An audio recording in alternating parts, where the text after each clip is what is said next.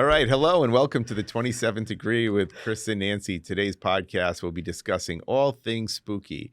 And our producer, Tyler Ewart, is joining us. And Tyler Ewart is a half-elf, level 7 hexblade warlock for all of those who don't know him. Yes, and that's refers to Dungeons and Dragons. Yes, that refers to Dungeons and Dragons. Okay, all right. So before we begin our conversation, I'd like to thank our sponsor, Bay Coast Bank. Bay Coast Bank is just right for all of your financial needs. Visit baycoast.bank or call 508-678-7641 to learn more. As always, you can support the 27th Degree with Chris and Nancy by subscribing to us on YouTube or your favorite podcast platform and by following us on Facebook and Instagram. Also, please remember to leave a review. And of course, 5-star reviews are greatly appreciated. One more thing, though, before we get going, I want to mention a really important day here that we're going to have here at the Institute where we do our podcast. This is the Primacare Cardiometabolic Day, October 20th, 10 a.m. to 2 p.m. So this is a fun and educational day, which is meant to raise awareness about cardiometabolic disease.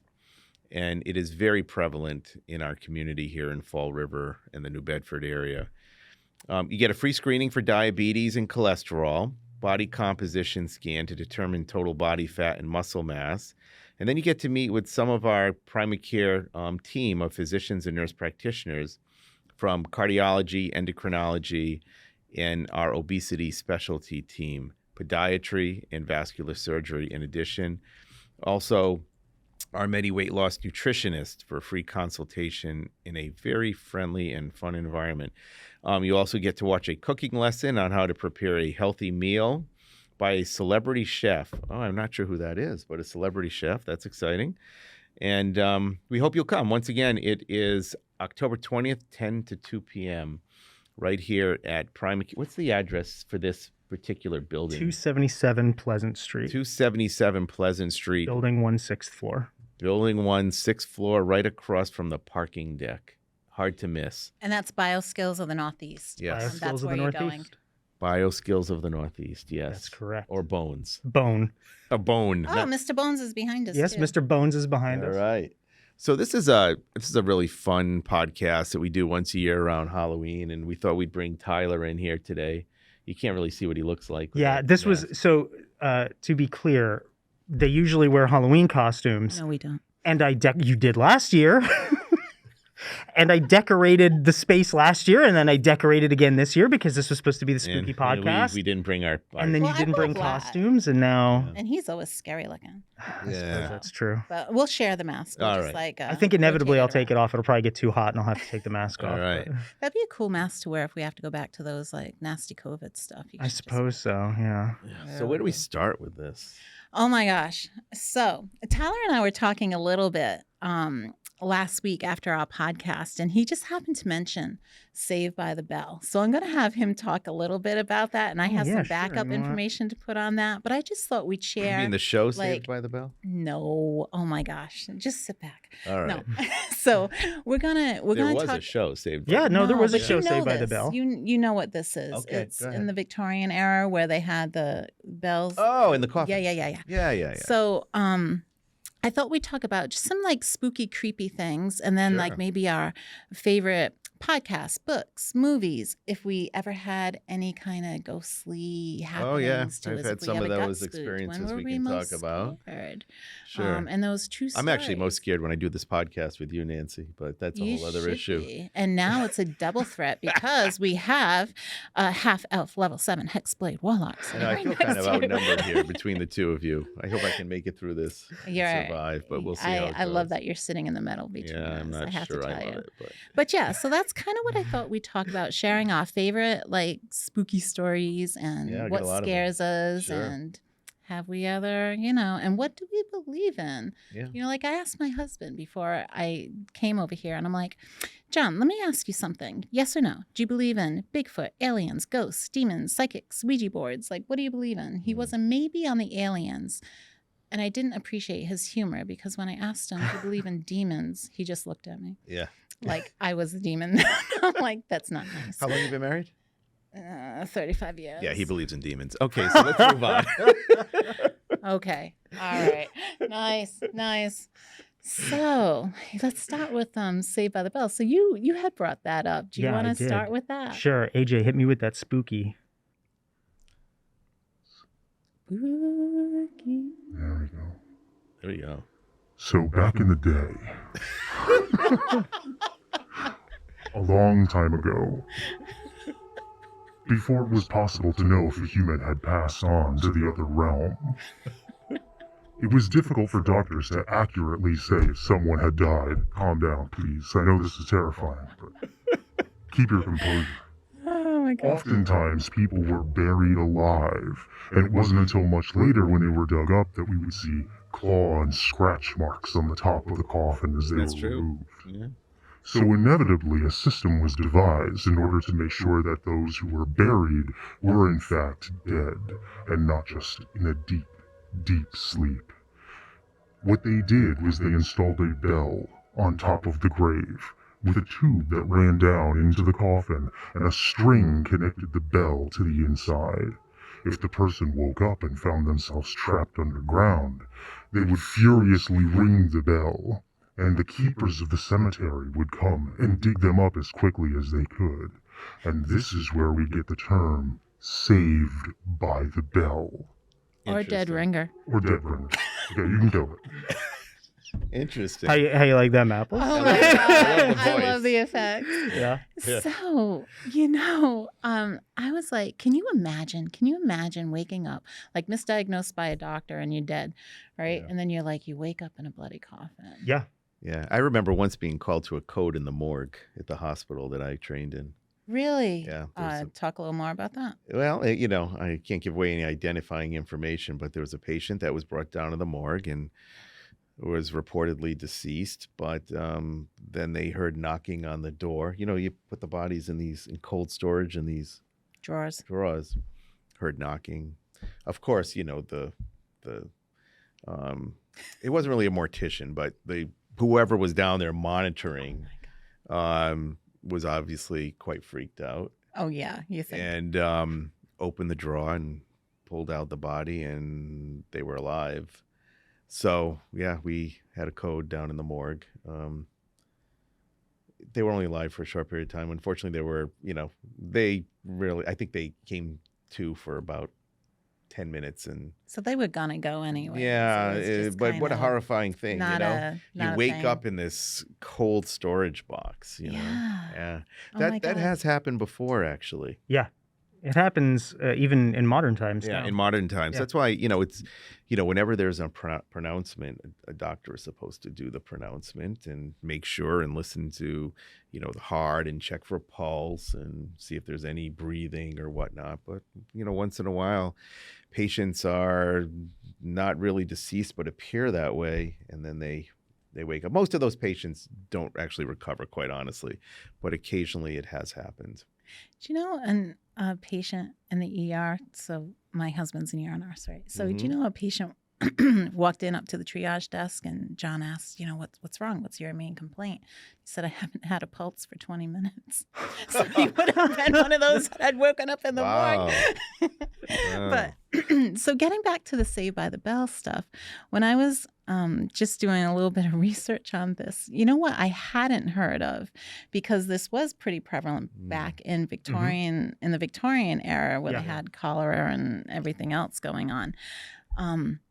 They also had waiting room morgues. So if you did wake up, and like in a mausoleum type setting. So if you did wake up, you could open up where you were staying, and then they would have like a cigar bar or a wine bar or light refreshments while you waited for someone to come and get you. I'm like, oh. So it was pretty frequent, apparently.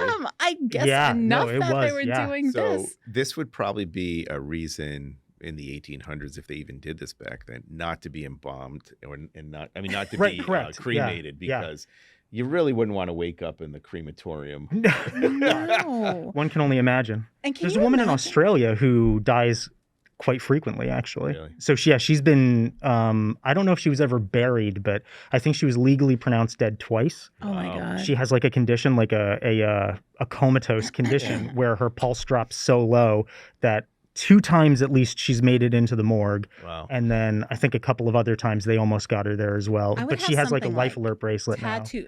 Forget Yeah. the life alert bracelet. I'd have something tattooed Yeah. right across my Yeah. chest. This I'm not was dead. one of Edgar Allan Poe's greatest fears, actually. Yeah. He wrote a short story. It's my greatest fear. I have a fear of entombment.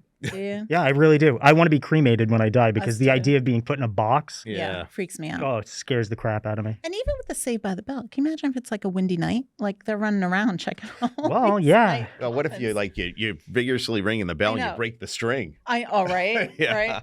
That's Oh, the- bad, you too. know, Yeah. guys playing Can video you games. imagine if Yeah. you felt that string give Right. loose No way. and now you're just No down way. there? But Yeah. they did, there have been, you're right, back from the 1800s, particularly, not so much modern times, but they have dug up coffins for whatever reason may need it to be, and they found scratch marks Yep. on the top.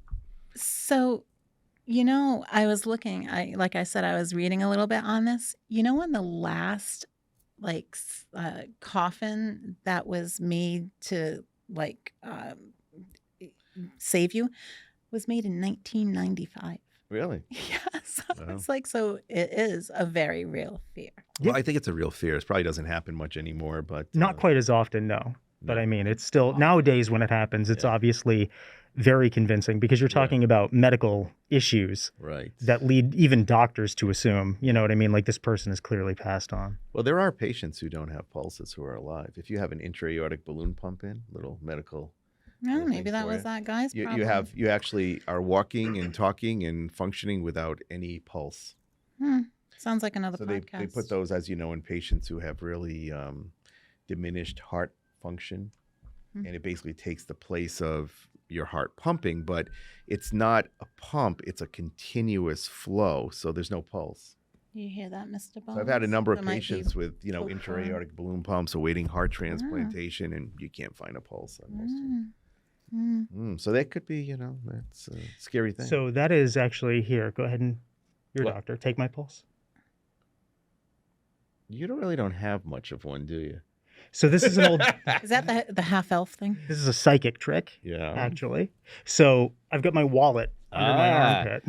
So he was doing a little arterial blockage. Yeah, there. so this is actually something that a bunch of psychics used to do back in the 80s when that was Yeah. like all the rage, when you're talking about the popular psychic genre that sprung up in the 80s. They used to take little rubber balls and they would tape them to the inside of their And then they would just chest. hold their arm down And they would stand a certain way and let you take their pulse. And then when they were focusing, they would bring their arms in tight and sit down and they would push on like a little racquetball or a tennis cut off ball the that was circulation. And then when they took the pulse, sure enough, or even if they had a pulse ox on, you'd see the heart rate go to zero. And it was this claim of supreme, power over oneself, the ability to even slow one's heart to the point at which it doesn't beat. Yeah. But it's all Yeah, all those little tips it's all a and hoax. tricks. Yeah. I don't know. So either of you have any firsthand experience with ghosts or spooky stuff? Yes, I A do. couple, but why don't you start, Tyler, and you have to do it in your spooky voice. Oh, I do. So actually, there was another thing that I also wanted to bring up, Yeah, which yeah. is interesting, which is the progression of spooks and haunts, right? Okay. So actually, hit me with the spooky stuff, AJ. So, weirdly enough, our perception of ghosts has changed over time. A long time ago, ghosts were considered just like you and me. They were people who would walk around and even have conversations with you.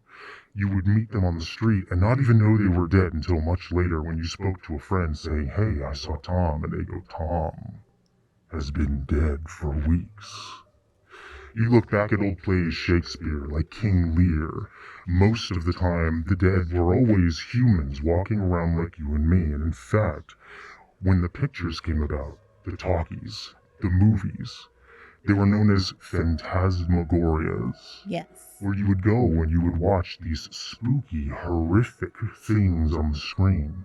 However, there was this form of, let's say, macabre, remembrance that families would do, which is post-mortem photography, where they would take photographs with their dead loved ones. And you can find them even today on the internet if you ever look them up, post-mortem photography. It's interesting, you can always tell who's dead because they're the sharpest in the photo.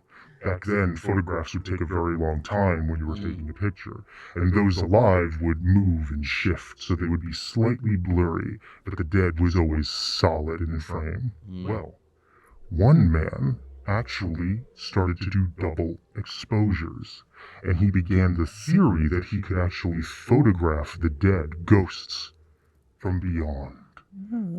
They came through as translucent, half images. Really, it was a double exposure trick, but interestingly enough, ever since that swept the nation, ghosts have always been see-through. I don't know why they decided to do that. After 1,000 years of being solid, for some reason, ghosts just decided to be see-through from now on. Interesting. That's wicked interesting. Kill it. Kill it. So when you were a kid, Mhm. Tyler, did you have any experiences? Because usually children are more, I don't know, Oh, imaginative and more. I've had some weird ones, but I mean, the most weird ones that I've had were working for Child and Family Services. Hold that thought for a minute. I just want to go back to the taking pictures of the dead. Do you know that that's still a culture today? Yeah. My daughter's significant other is a photographer, and he was just called to a funeral to take pictures with the coins in the eyes and everything else. Yeah. Yeah. I did not know that still occurred. Yeah. But I mean, it's for me as someone who I'm obsessed with this kind of stuff, and I'm actually a skeptic, so I don't really believe in much of any of it, but I deeply want it to be real, right? I'm like Fox Mulder, right? I want to believe. So I dive into this really head first, and I look at everything, and that's why I think it's very, very interesting that we culturally, after the dawn of like the 1900s, when we started to do still photography, it became more common for photographs. When this double exposure started to show up and they were trying to convince you that they could take pictures of your loved ones in order to drive up sales of photographs, suddenly ghosts were no longer solid. For thousands of years, they were solid. And then suddenly now, every time somebody sees a ghost, they're an apparition. Right.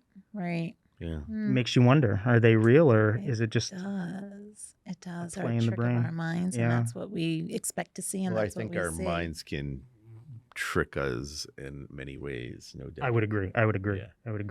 No doubt. I'll tell you the only one that I still can't quite explain that happened to me at Child and Family. I'll go through and I'll explain this because it's the only one that doesn't make sense. And I've done, I've broken a lot of stuff down, and there's a lot of repeating nature when you see, like, for example, the man in the brimmed hat. I don't know if either of you are aware of the man in the brimmed hat. So that's a common sleep paralysis hallucination that people will have often.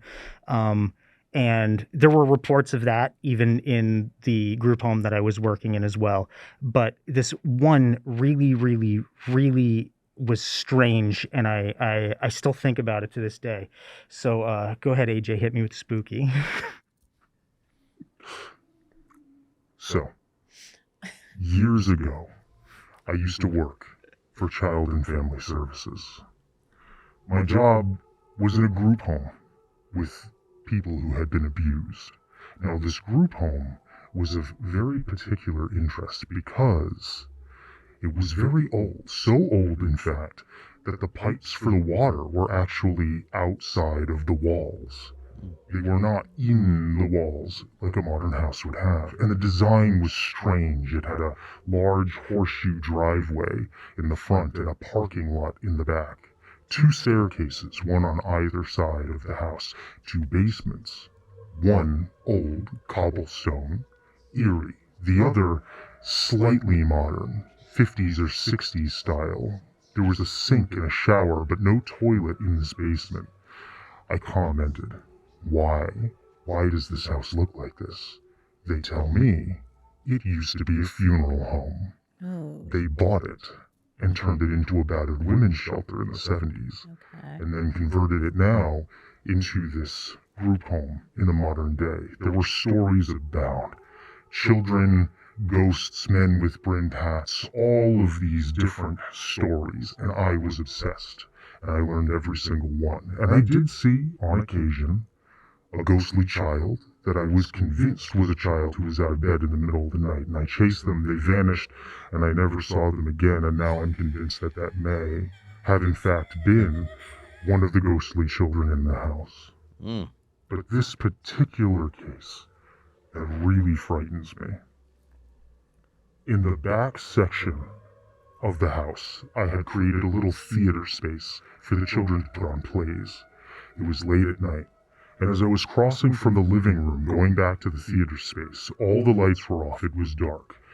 At the second staircase, a bald man in a flannel shirt came down the stairs right in front of me. We almost bumped into each other, and he looked at me like, what's wrong?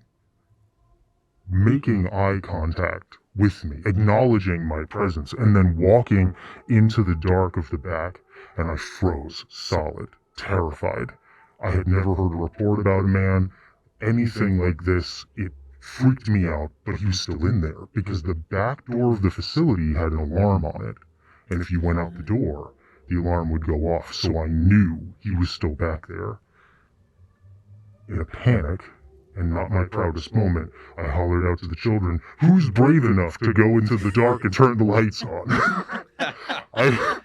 I assumed that if he started to attack one of them, I would unfreeze. My fight or flight would kick in, and I would no longer freeze. I would save the child. Child went into the back. Yes, hopefully. Child went into the back, turned the light on. Nobody there.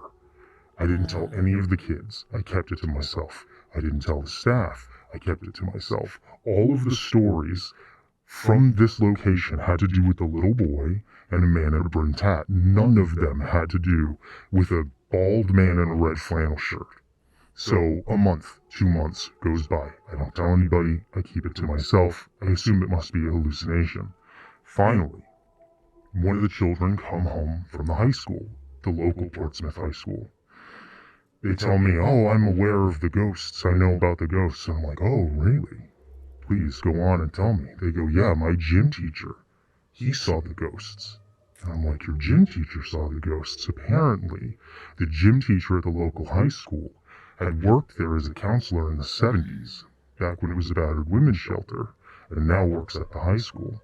So I'm ready for them to tell me, "Oh, the little boy, this and that." No. Oh, no.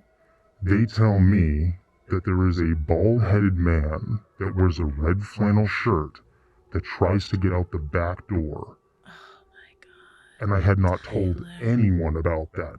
Anyone that I worked with. And no one had ever told me of all the ghost stories they heard about a bald man in a red flannel shirt. That was the first time it had ever come up.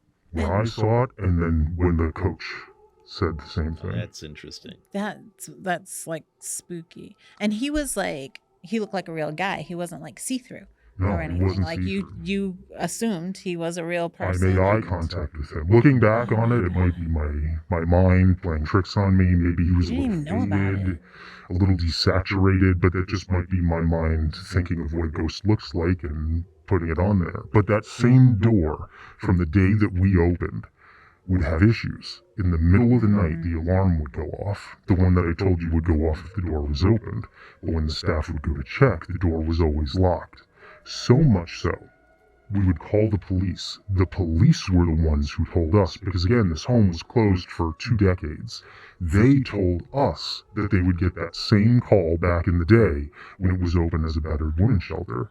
It sounded like someone was trying to break in from the back. You would hear this rattling and pulling on the door handles, and eventually the alarm would go off like someone got in. Oh my God. Now, I understand that was probably someone trying to get out.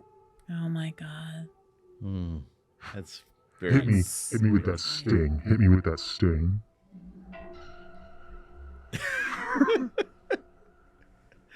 That is a freaky story. That would like totally psych me out. Like, can kill because it. I, like, out of like all the things that I had talked about, right? Reincarnation, ghosts, demons, aliens. Yeah. Like, the ghost is the ones like I definitely believe in. Like, I just do. There's too much stuff like Well, this. That's I mean- totally legit. So I have an interesting story, and I don't have the spooky voice to go along with it, That's okay. but it's an interesting story from Let's my hear it. childhood. Okay. So, children have very vivid imaginations. So whether or not this is real or just something I imagined, it's hard to know. I was probably about 6 years old or so. We lived in Fall River on Belmont Street in an old triple-decker built in the 1800s. And as kind of some background, keep in mind that, up until recent, when people died, the wake was always done in the home, Right. right? This is kind of a modern thing where you go to a funeral home. That's not how it was in many instances years back. So this was an old house, and it was reported that, many people had died in the home, and that would not be unusual because that was the norm. People died and they were waked in the house generally. So it was a really old, spooky house. And in the basement, it was this old kind of dirt floor basement, dusty cobwebs you can imagine. And there was this one hallway that you would go down, and there would be rooms on either side. And these were rooms for storage. And at the end of the hall, there was a room here, and then a room at the end, which was my father's workshop. But one of the rooms on the left, I had a big wheel. Remember the big wheels? Yeah. Yeah. I had it stored there. Now, why I stored it there, I don't know. Why it was there, I don't know, because this was a really freaky place. Old, decrepit, dirt floor, little pull chain, 60-watt light bulb that hardly lit up the place, so you can get the idea. Right. So I walked down the hallway, this dark hallway, and I opened up the door to get my big wheel. And once again, why it was there, I don't know. And it was pitch black. I don't know where the light was in there, but it was pitch black at that point. And then out of the darkness, darker than dark, darker than the pitch blackness, I saw this figure rise up and then just walk towards me. And it just was probably one of the scariest events in my life. And I just turned and ran off, obviously. And that was the last time I probably used the big wheel, quite honestly. But yeah, I mean, to this day, I don't know what that was. It's a shadow person. It was a figure though, and I didn't get the sense that it was a person. First of all, there'd be no person down there squatting in this dark room. What it was, I don't know, but I still remember it as if it was yesterday. Those things don't leave your mind. Yeah. They become kind of traumatic experiences that get imprinted. AJ got liberal with the spooky, and I liked it. I like that. Yeah. Feel free, when we're talking spooky stories, feel free to hit us with the spooky. Yeah. So do you have any stories about spooky events? I remember, again, when I was 7 or 8, I had a very extremely vivid, but I would call it a hallucination because it really didn't make sense to me, and it still doesn't, but I remember it, so it obviously made an impact. I was in my room just playing with my Barbie dolls, and I looked up, and there were these 3 figures in the room. And don't laugh at this because it scared me, but one of them looked like Goofy from Disney. Okay. And the other 2 were just regular. Yeah. But they were dressed like as hobos, and they were having this total conversation. And I was like frozen scared. And I still remember it was like... Wait. The toys were having a conversation? No, the figures were having a conversation. So like 3 figures that I saw, one of them looked just like Goofy at Disney World. Okay, not the toys. Not the toys. I was just playing with my toys. And I thought you meant the toys were talking. I was like, oh my God, that is would weird. have been like a freak out time.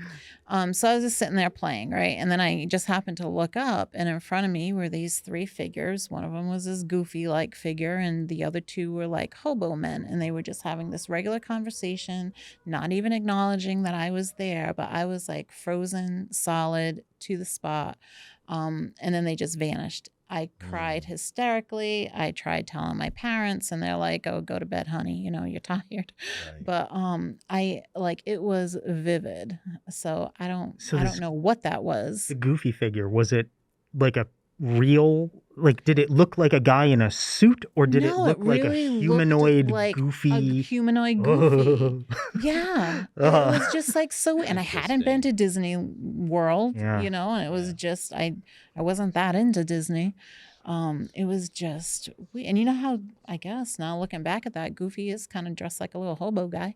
And he had two little hobo, like real human looking friends.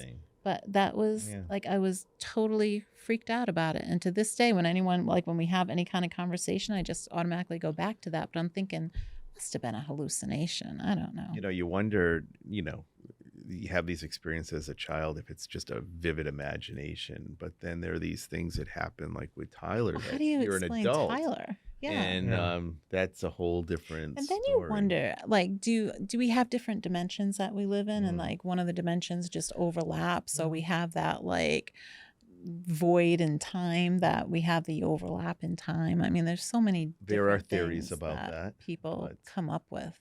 So I have another story, and then I'm sure you have more, Tyler, too. But I could instantly start talking about the dimensional stuff, but so this is an interesting story because it involves Lizzie Borden. Ooh. Of course, everyone from the Fall River area and beyond knows the story of Lizzie Borden. So I had a friend back in college who was, I'd say, very, let's say, open to these types of things. And he had a couple experiences in the past where he felt a presence, let's say. So he stayed one night in the Lizzie Borden home. You can stay there as a B&B. And he swears, and people who've stayed there also feel the same, that he had some experience with some spirit from beyond. So he told me this story, and he didn't live near me, but at one point he came down to spend a day with me, and I didn't tell him what we were doing, but we went for a walk in Oak Grove Cemetery, where, of course, Lizzie Borden and the Borden family is buried. And I didn't tell him where we were going, but I used to spend a lot of time there when I was a kid. My brothers and I would go bike riding. It was a quiet place. No one really complained. We just hang out in the cemetery and ride our bikes. Right.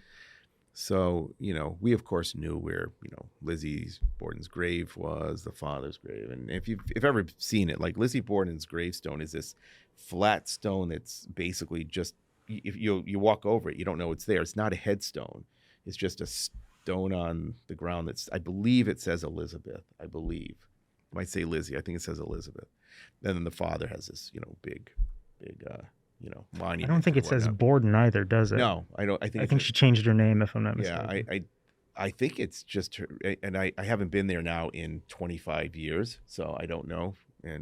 But I took him to that spot. I didn't tell him where we were going. I said, let's just go for a walk. We were walking through the cemetery, and all of a sudden, I knew where we were. He didn't know where we were. He started like convulsing, like shaking, like visibly shaking. He was pale. And, he kind of came out of this after a few minutes. And I said, well, what's, there it is, Elizabeth, right? Elizabeth. Right. That's it. That's all it says.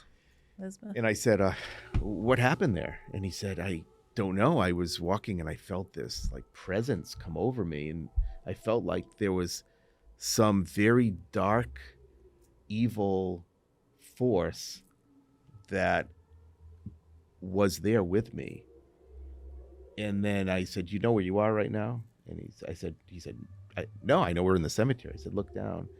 And then I told him where we were, and he was freaked out. We got out of there pretty quickly. So, who knows? I mean, he didn't know where we were, and he had this experience. Very I totally interesting. believe that stuff. Very I totally believe interesting. people are very sensitive to certain Yeah, things. he's one who had lots of experience. He was,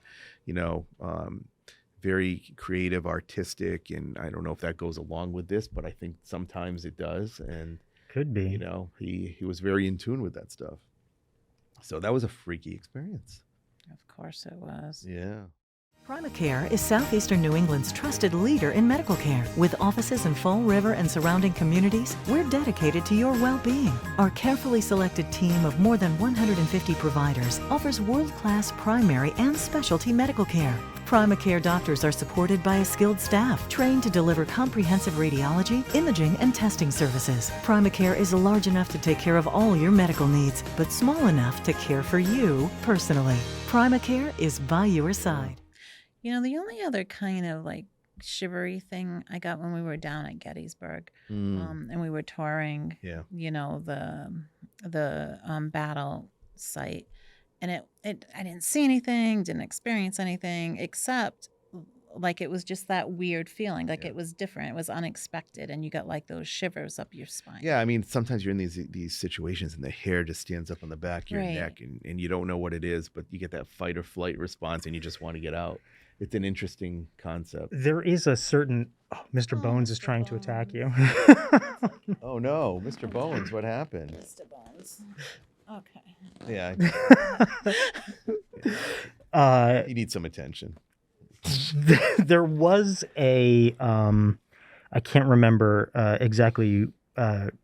the exact location of the college. There was a college where there was a certain section where they would do their research, where they would consistently have freaky thoughts and feelings like someone was watching them. And if I'm not mistaken, this probably was, I think, in the 80s or 90s. And inevitably, they did find that there was a broken fan in the room that was oscillating at a frequency that was actually giving people this sense of dread. There are certain sounds that can actually activate this feeling of paranoia. High electromagnetic fields can also do that as well. So old houses with unshielded electric cables and stuff, you can get high EMF in certain places, and it messes with the chemistry of your brain just enough. It's interesting. There's actually a man, which is my favorite story, who has developed this thing called the God helmet. Have you ever heard of it? No. So what they did was they were monitoring the brain waves and brain activity through MRIs and everything of people who claimed that they were experiencing God, that they could actually feel the presence of supernatural and of God. And we know so much now scientifically about the human brain that they were actually able to isolate and tell whether or not you have the type of brain that is capable of experiencing the God sensation. So much so that they made a helmet. It's like a normal, like volleyball helmet style with electrodes on it. They take an MRI of your head and they can tell you right away whether or not you are capable of experiencing God. And then they can give you that sensation by putting this on, turning it on, and they're at, I think, 90 or 100% success where they can tell you immediately whether or not you're even capable of having the experience. Very interesting. To rob the mystery of most of it. Sorry, but that's also what I do. I'm going to bring the good with the bad. No, I think it's really cool that we've developed enough with technology to definitely dispel some things. But then there's some things, like especially with animals, it's like, okay, well, how do you explain this one? It's true. The question is, how far are you willing to go to explain it? Because I'll remind you that Zeus used to make lightning.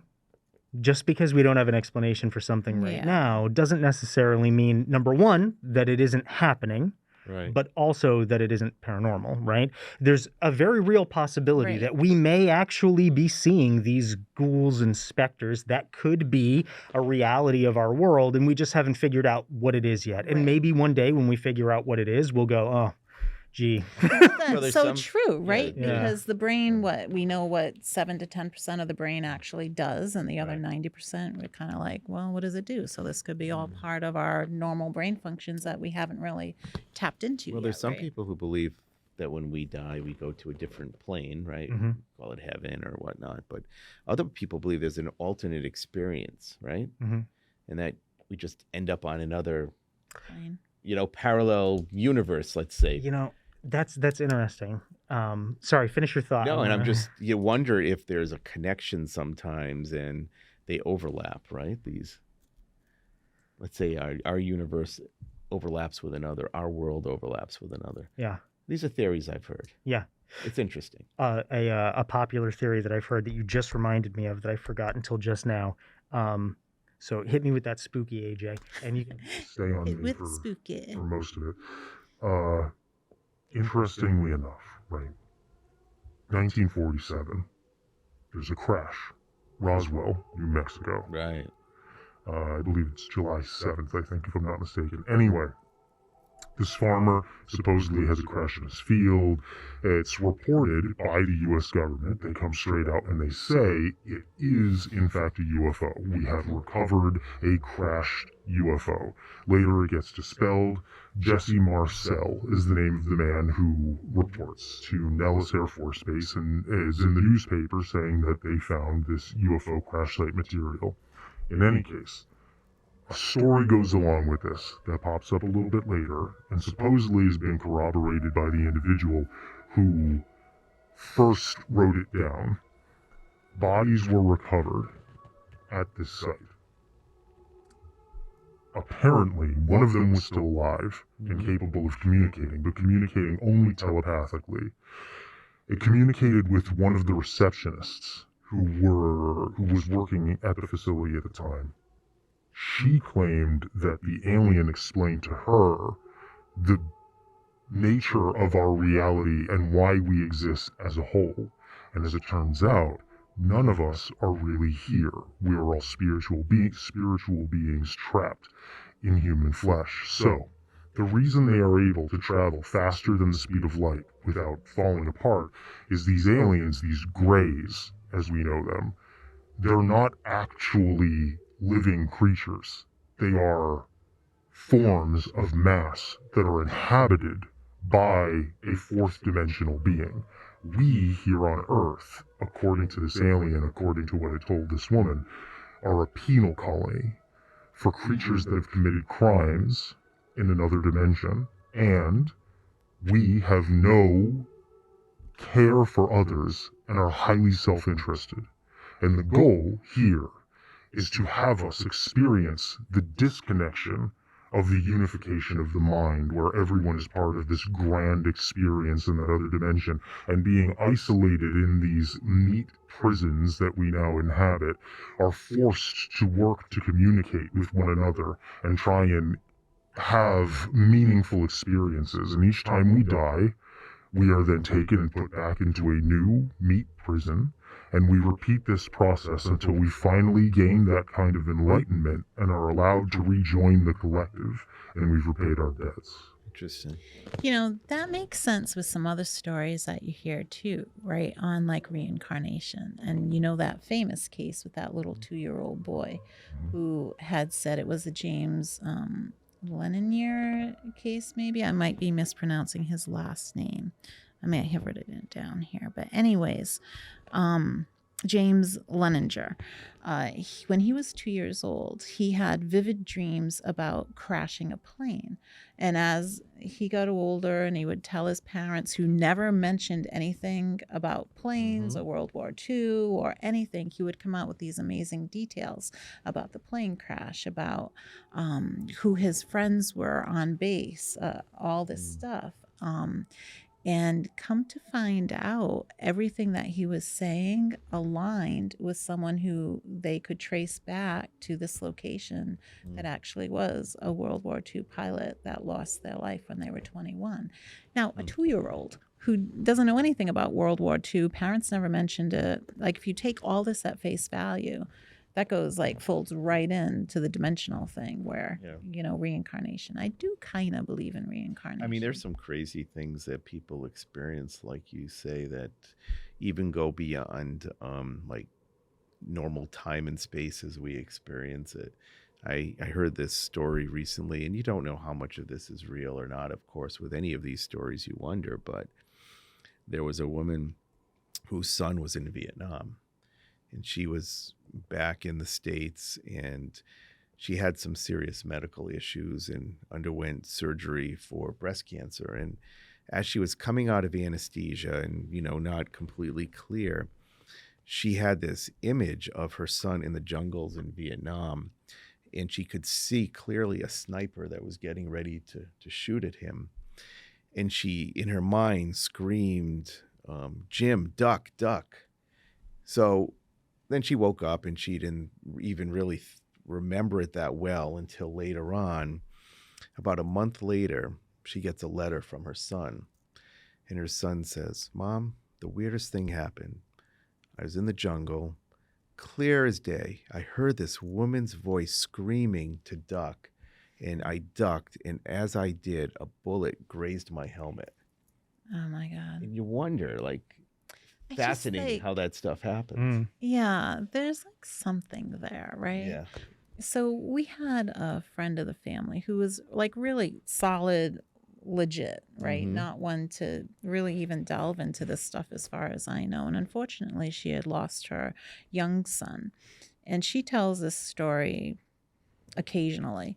And what made her believe that something stays here sometimes is she was very sad one day. She was sitting out in the backyard with the dog and just like thinking about her son, and the dog all of a sudden like became alert and started running and playing with someone. And she's like, this is the exact same thing he did with her son, like all the time. It was just like, obviously someone was there and the dog was jumping up and playing. And Animals are very perceptive. yeah, And they know when, you know, their loved ones are dying or sick or stressed. They're very emotionally connected. You wonder what they can perceive things we don't perceive. I mean, we may be cognitively at a superior level, but you think about a dog, for example, which we think of as an inferior species, which I question sometimes. But they don't have opposable thumbs and they can't make electronic devices, but they can sense things that we can't, right? So although we have higher cognition, a dog can smell, for example, a teaspoon of blood in a swimming pool. Really? Yeah. I didn't know that. Yeah. They've been training, they have done work to train dogs to smell certain bacterium, for example. It's amazing what they're able to do. Well, they have seizure dogs now too, right? Right. They can sense when someone is having a seizure and all. It's remarkable. So you wonder, you know, if you walk into your house and you have a dog and you're in a bad mood, that dog knows it. They're very, very emotive. So you wonder like what they can sense that we can't. Yeah. You just wonder. For sure. Yeah, for sure. It's interesting. So another interesting story. So, you know, I think children are sometimes more in tune with this stuff, and whether it be their imagination or more than that, I don't know, and we'll never resolve that. But I have a really interesting story about my daughter who always felt that she was really in tune with this stuff. And whether she was or not, I don't know. She felt that she was, and that's what was important. I bought this boat at one point from a friend that I knew very well, and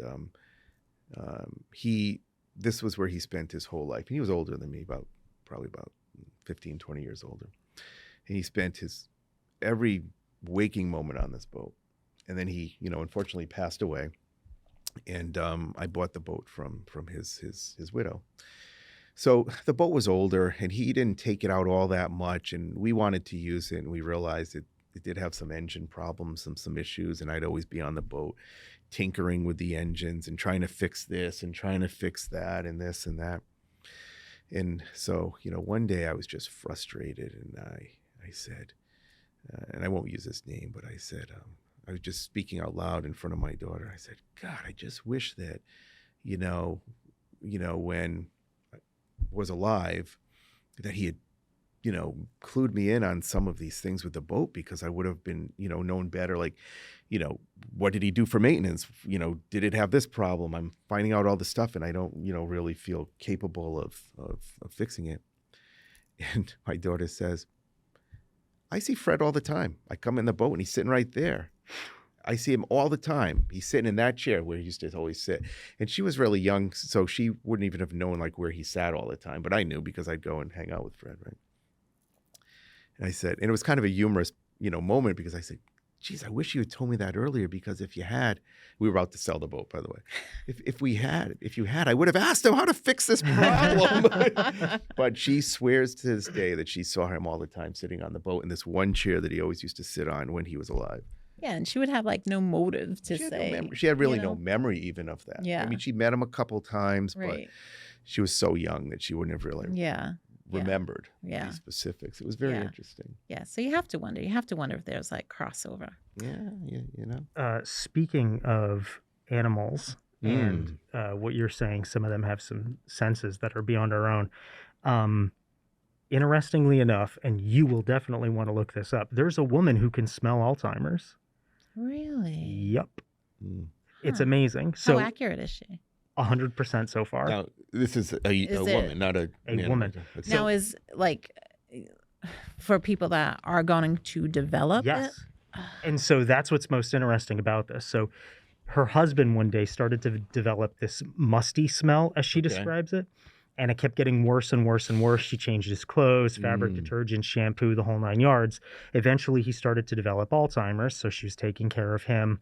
And then they went to a support group for Alzheimer's. Yeah. And the place reeked like this musty smell. And she just couldn't get it out of her head. And then inevitably, coming in contact with all these people who had Alzheimer's, she noticed they all had this smell. So they did a study with her. And I think, if I'm not mistaken, she got 8 out of 10 correct in this test. The 2 that she did not get correct were diagnosed later on, a couple months, with having Alzheimer's. She had actually detected Alzheimer's in them before they even knew that they had Alzheimer's. And they are currently working with her to try and figure out what it is. Is it olfactory? Is it something in her brain chemical makeup that's allowing her to detect what this scent is? And can we reproduce it in some form of technology that's reliable and repeatable? But that's not a ghost story. That's not a wives' tale. That's a legitimate thing that's happening right now. I think it was 2021 was when this all came about. They were absolutely just astonished. The fact that she had hit 8 out of 10 correct was huge. And then the fact that those additional 2 later on did get diagnosed and she was at 100% was a really big deal. I mean, it's possible. I mean, we don't have a sense of smell like animals have, but maybe there's an aberrancy that occurs and there's a human that does have, right? You're it happens all the a little time. musty today, by the way. I just want to say. You be quiet, you. But that's a fascinating story. It's incredible. You never know. Science, we don't know what we don't know. I mean, I'll tell you, like my dog, if he walks in the backyard and there could be a coyote 3 miles away, he'll want to go in the house. They know. I mean, they can smell things that we can't really. Yeah, especially like the low vibrations of an earthquake and stuff. Like animals will sense that far before people will. They'll take cover, and that's how you can kind of tell like something's coming. California, all the time that happens. Birds especially. Yep. All that. Yeah. All right. So, favorite spooky movie? Favorites. No, that's an easy one for me, but I'll let you go first. Easy one for me too. Really? I mean, it's an oldie. I watch so many horror movies that I'm desensitized to all of it. I think the only things that the scariest movie I ever saw was The Grudge. Oh, okay. Terrified the hell out of me. I mean, like, to this day, scares me. I don't know why. There's something about The Grudge, but the one that really was so bad was Darkness Falls. I don't know if you've ever seen it. It's about the Tooth Fairy. Okay. So it's this woman who got burns over 90% of her body, and she had to wear this big black, funeral gown when she went out in the sun because the sun hurt her skin. And she used to give quarters to the children for their teeth or something. And then she was ashamed of the way she looked. So if she wore a porcelain mask, and if you looked at her, she would go crazy and kill you. And in the movie, the thing that just scared the crap out of me was now she's like a ghost and she's flying around, and you know what I mean? She'll still come like as a tooth fairy in the middle of the night and take the tooth and leave these children coins. But if you look at her, she loses it and she kills you, but she wants you to look at her. And that's the thing that really bothered me, is like she'll hover above the child's bed and just be like, like just screaming, wanting you to look. Like she wants, and that I was like, the idea that if I look at her, she's going to kill me, but if I don't, I'm safe, scared the crap out of me, because now I'm like walking with my head down, don't look up, because she would hide in the ceiling in the dark and stuff and yell to get you to look. Oh, that terrified me. Right. I think we may have the same movie. Are you thinking of The Exorcist? Yeah, that totally freaks me out. I did watch that again recently. I did too. It's really good. Did you watch the director's cut? No, I didn't. Oh my God, watch the director's cut. They have a few scenes. The most frightening movie that I have ever seen. And there's nothing to this day that has, there's the slasher films and all that. And, I mean, whatever. But this is... The whole thing like with the supernatural and possession, with like, and that's part of it. It crazy scares me. I mean, way back in the day when I was a kid, I was like into like the Creature double feature, Channel 56. Yes, Twilight Zone. And, Godzilla, Mothra, Right. and all that stuff. Absolutely. And, I tell my kids about this. They crack up. I said, yeah, we had to actually go up to the TV and turn a dial to get Right. the channel. And they're like, Right. what? A volume button. You didn't have a remote control? No. So Saturdays, would be Creature Yeah. double feature. And they Yeah. were kind of, these campy, not Yeah. really too scary movies. But sometime in high school, I saw The Exorcist for the first time. And I probably had nightmares for about a year after that. Yeah. I can't watch that movie if I'm alone at night. Oh my God. But I think to see someone like in the director's cut, you see her walking like the spider walk down the stairs. Yeah, the upside down back. Yeah. Thing. So then I have seen the director's Oh cut. my God. Yeah. Totally. And Linda Blair did a fantastic Yeah. job. Totally Yeah. fantastic. And young. She's right? very young to do that so But, well. Yeah. Oh my, and it was like the first, like now people will imitate some of Yeah. the stuff from The Exorcist. But of you course, can't, but that movie, you cannot, no, nothing so has come close. classic. I mean, there have been other scary movies out there, that have been, done. They've been novel. Like, what was the one I was trying to think where they were running through the woods and the cameraman was like running after them. Oh, So it the was Blair like, Witch? the Blair Witch Project. Yeah. That was really unique because, Yeah. Yeah. but now you look at it, it's like, it really wasn't that scary. Some of them hit that zeitgeist. That's why. Yeah. Yeah. And Yeah. that's one of those that found footage, the idea that these Yeah. things could be happening and we're just discovering Right. it now. Right. Thanks to the advent of the internet, Right. it's Yeah. come to light. So it's always the zeitgeist kind of changes how we experience horror, Yeah. which is always very interesting Yeah, as well. Well, there's a new one that just came out recently. Talk to Me. It's 95% on Rotten Tomatoes. I have not seen it yet. I am gonna watch it tomorrow night. Well, I'll tell Yeah. you, I used to watch a lot of like horror films, and my wife always jokes around that one of the first dates we had was we watched Hellraiser. That was just the Remember regular Hellraiser? first Yeah, date. absolutely. That might not have been because And, of the movie. But as I've gotten older, I realize honestly, there's so much horror in real life. I don't need to watch these movies anymore. I don't know. I Yeah. just like a good scare. I mean, I can sometimes. just put on the news and it's Yeah. Some no. of it is- as it is. like The Exorcist. But was the like, yeah, I the think for me, Exorcist. it's body horror that really kind of body horror gets to me where it's the slight in It, the second chapter 2, Yeah. Oh It my chapter God. 2, right? If you've seen the Yes. second movie, Yes. when I can't remember her name, but the girl goes to her old home and the old lady's in there, and eventually she comes out and she's this big, not giant, but just too tall, kind of old, gangly, naked Yes. woman and chases her through the house. Yes.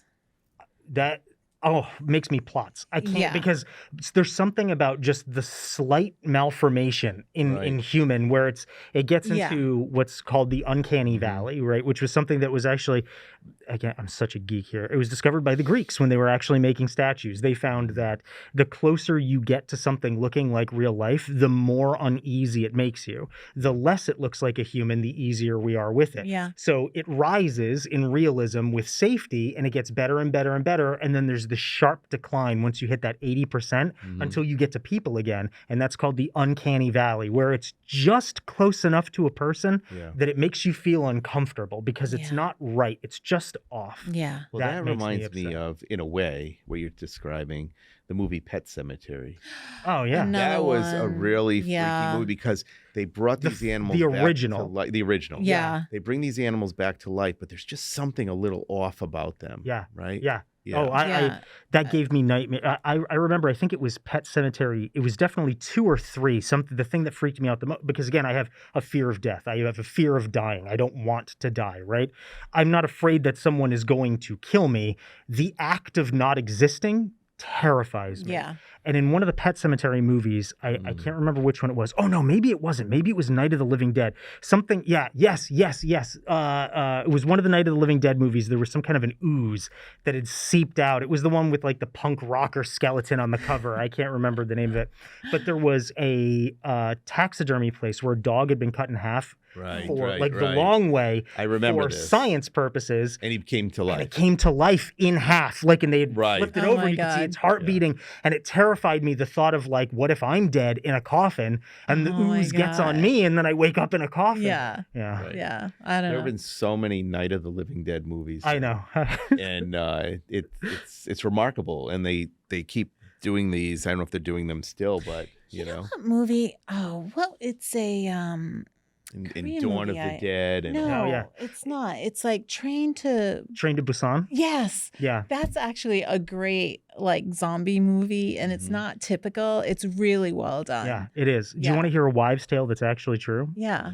Poltergeist. You've seen it? Really? Yeah. Yes, of course. So the scene where the daughter is in the swimming pool after the tree gets hit by lightning Yep. and Yeah. it's filling Yep, up, yep. she falls into the swimming pool and then all the dead bodies Yeah. start coming out. Real corpses. No, sir. Real corpses. How did they get away with that? Medical cadavers. Really? Yep. And they threw them in the water and the actress didn't know. No kidding. Dead Are serious. you serious? Dead serious. It was cheap. It was because of the way that it costs in Hollywood to make something fake cost twice as much as getting something real. Steven Spielberg actually got medical cadavers and threw these rotting medical cadavers into the water Oh, talk with about the actress. Ooh, that's And disgusting. she had no idea. She didn't know until actually, I think she didn't know Hope she until after didn't the movie was swallow any released. water. Well, so there's a theory that the movie's cursed because of that. Because then she died, she got shot, and then the Yeah, little that girl, the whole youngest movie. child, she ended up getting an impacted bowel. Yeah, She went did septic they and die she during died. the and- film or after the film? The It was- oldest daughter, I believe, died during the film. She was shot by an ex-boyfriend that she had broken Okay, up with, I okay. think. Or before the movie released, I think. Yeah. But yeah, look it up. It's one of those weird Hollywood Oh. facts that Yeah. you would think is fake, but it turns out is actually real. Isn't it amazing though how movies can affect our lives for so many years? I'll give you an example. This Oh, is yeah. not necessarily a horror film in the classical sense, but I saw Jaws when I was like, whatever, probably 18 years Yeah. Oh old. yeah, I have No one not went been to in the the ocean. ocean. I No. get it. since. Big spike up I in mean, pool Deep sales. pools scare me because Yeah, of if Jaws. I can't see the bottom. Yeah. Really? Oh, yeah. Really? 35 years later, Yeah. I'm not. I don't go. My kids joke about it. Like, No, I don't I'm go in with the you. ocean. No. I have a legit. There's only two things I'm afraid of. One is dying, and the other is sharks. And it's because of Jaws. I have a legitimate phobia of sharks. When I play video games, if there's a shark in a video Really? game, I have a panic attack because Oh. sharks scare me that Yeah, bad sharks because of are- Jaws. Even being a half-elf level 7 hexblade warlock. Well, Corzin is not afraid of sharks. Corzin is afraid of mimics because one time he opened up a chest and it turned out to be a mimic, so he was traumatized by that. I Yeah. see. That's, I see. something so it's entirely a shark different. thing. Ah. Yeah. You know what? My other favorite film was Babadook. I love is that it? film. The Did you ever Babadook see was that? was I don't- decent. I don't yeah. know Yeah. that film. Yeah, Yeah. it's Australian. It's an Yeah. Australian horror film. It took off. It got Yeah. real big. Really? Yeah. Yeah, it's just Interesting. it's based on like a little kid's book and the story. Okay. She's reading this book called The Babadook, I'll have to and check that out. yeah, Yeah. it's But why pretty do good. we Australian or New like Zealand, to I be think. scared? Why do we like horror films? That's that what's that the is psychology interesting, behind right? that? Yeah. I mean, I don't know if I necessarily have a particular answer, but there's something about that adrenaline, Mm. right? Which is why there are some people who are more attracted to it than others. So Right.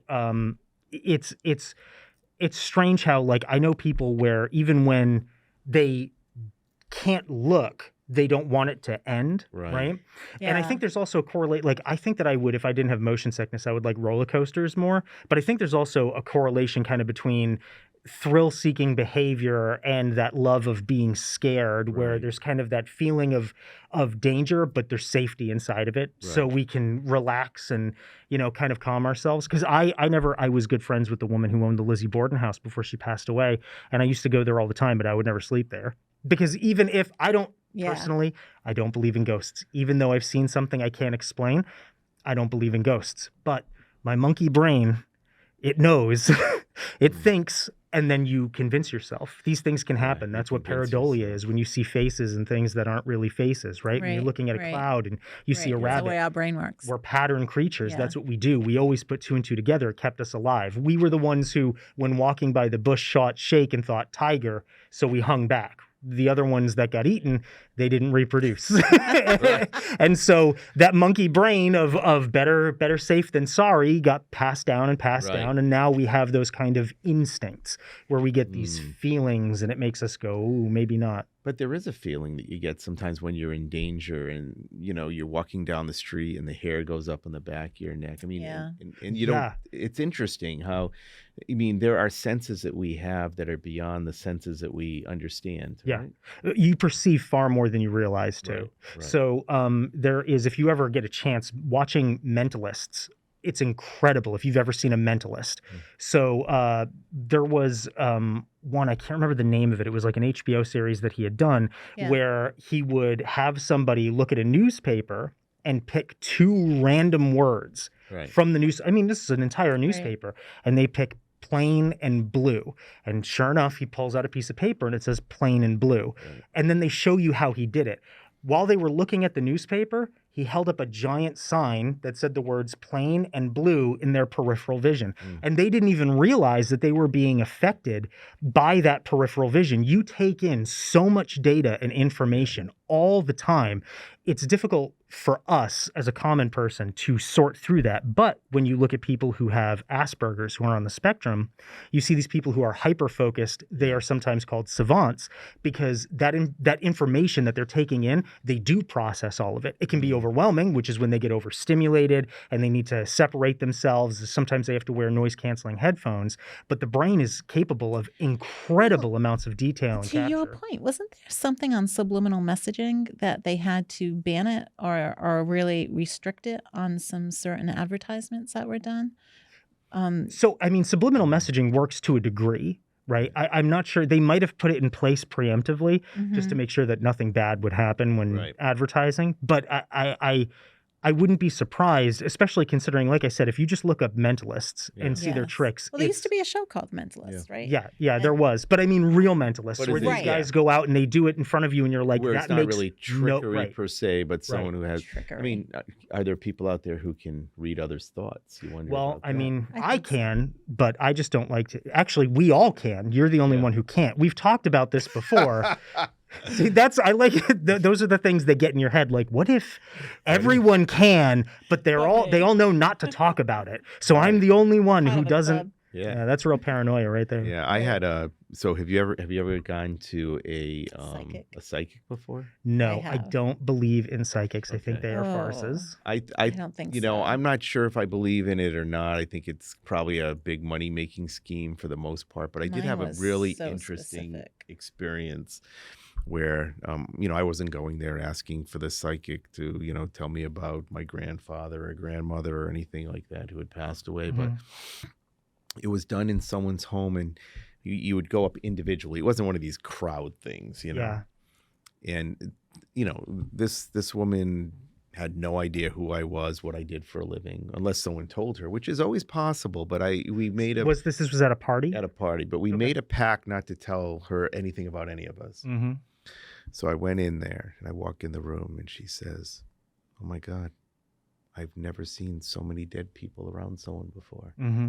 She's like, "Why are there so many dead people around you?" And they do seem appreciative. They seem like they did like you or do like you, but why? And then we got into it, and, you know, I told her that, you know, I work in hospice and I'm a physician, and I've, you know, seen, you know, probably at this point hundreds, if not, you know, 1,000 or more people die over the years. And it was just interesting that she would say that, you know. It's you know, and you wonder. It is interesting. It is interesting, but it they could also say such vague things. But it was they do. Don't. Like, no, sometimes but they do. No, they don't. Okay. I have 2 statements for you. But then she said, I can. Go ahead. No, you go ahead. I'm done with my talk on that. This psychic woman that I went to said, "I can see where you used to unlock your sister's piggy bank and steal the dimes, and then you unlocked the other one and you only steal nickels from that one." And don't tell me you did that. I did. But see, this is the thing. I would need to be there to see this, okay? Because But then she told me my daughter was going to break her nose, and she did. I get 2 months later. But I've seen psychics, okay? And it's something that I have to say, if a psychic was guessing, what would that look like? Wouldn't look like you stole nickels out of a green bank. That's why I said I would want to see that psychic speak to you, right? Because when I walk into a room, Nancy, I'm getting a deceased relative, female, starts with an M. Do you know a deceased woman? So you feed into with an M, do you?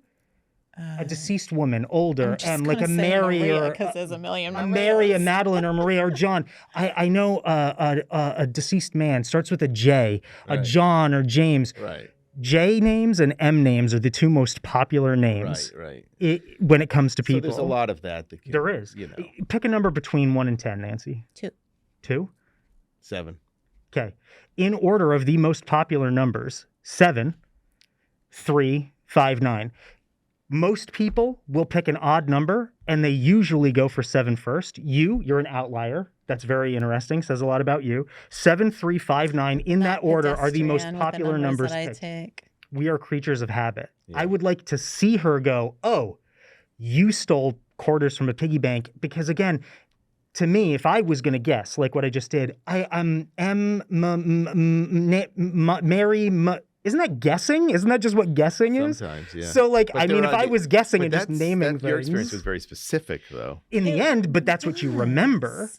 You're very true. That is what I remember, but I remember her telling me, and maybe you can explain this one, but she's like, your daughter, she's getting hit in the face. And she's like, you have to burn lavender. You have to burn lavender. She's going to have a serious injury to her face. Mm-hmm. And like within 2 months, she broke her nose. And I didn't burn lavender. You didn't burn the lavender? Didn't burn the damn lavender. Yeah. Who knows? I mean, we'll never know. That's not super specific. We're never going to know if it's real or not. But I mean, still, whether I know it's real or not, I'm not going to play around with the Ouija board. Well, see, I love playing around with the Ouija board. No, I'm not going there. No Ouija There's this thing we call the archer's fallacy, right? So basically what we do is we count the hits and ignore the misses. We draw sometimes a target around the arrow after it's landed. I would have to see how many things she did mention to you, other than your daughter breaking her nose, that didn't happen, so you completely forgot that she had even mentioned them. You just weren't thinking about it. I only remember the things. See, and that's the thing. You only remember the things that they say. And sometimes it's just the shotgun experience that goes out. The biggest thing to remember, I don't know, are we way over time? I think we are, yeah. The biggest thing to remember is correlation is not causation. Right. When you're talking about the experiences of ghosts, when you're talking about psychics, correlation is not causation. As a proof of that, it is directly proven that ice cream causes drowning, because in the summertime, ice cream sales increase as drownings increase. There you go. Or perhaps something else is affecting the sales of ice cream and the drownings. It might be the heat. Maybe so that's your most important message that you want to leave with our audience. That is what I will leave with. What's your most important message that you want to leave with our audience? I think that we don't know what's real sometimes and what's not. But, I don't know. I try to keep an open mind to this stuff, but I also don't let it control me either. And my message to everyone, I would recommend 3 podcasts, spooky podcasts that I always listen to. The Ghost Story Guys with Brennan and Paul. It's great. Classic Ghost Stories. This is a podcast that Tony Walker will read the classic horror stories, and he has a fantastic voice. So that was Classic Ghost Stories. And then the last one that I listen to all the time is Real Life Ghost Stories. And the girl, her name is Emma. She has an Irish accent, and she's really good. And she also does horror movie reviews at the beginning of it. And just about the classics, I'll just mention this before we end. We've had like so many different versions of, say, for example, Frankenstein out there, or Dracula. I mean, go back and read the original Mary Shelley Frankenstein or the original Dracula by Bram Stoker. I mean, it's just, we don't even know what those stories are about anymore. But when you go back and you read the original books, I mean, they're really fabulous. They're really great works of literature. They really are. Mm-hmm. I guess that would be my message. Go back to the classics. Because people have forgotten what the classics are about. Yeah, definitely worthwhile. Yeah. All righty. Wow, this was fun. I know. So we have to end, though, since we're about 25 You're minutes gonna stay wide over. here, AJ. So. But anyway, thank you all for listening to our show. If you'd like to become a sponsor, please contact us at 774-319-4230. Special thanks to Ron Gamache for our intro music, BioSkills of Northeast for producing our show, Bay Coast Bank, which is just right for all of your financial needs. Visit baycoast.bank or call 508-678-7641 to learn more. And Tyler, thank you so much, the man behind the scenes who we never get to see, but man behind the scenes and the man behind the mask does a great job with our show and is a wealth of knowledge when it comes to horror. Yeah, you're awesome, Tyler. I appreciate it. Thank you. All right, thank you, everyone. Have a great Halloween. You.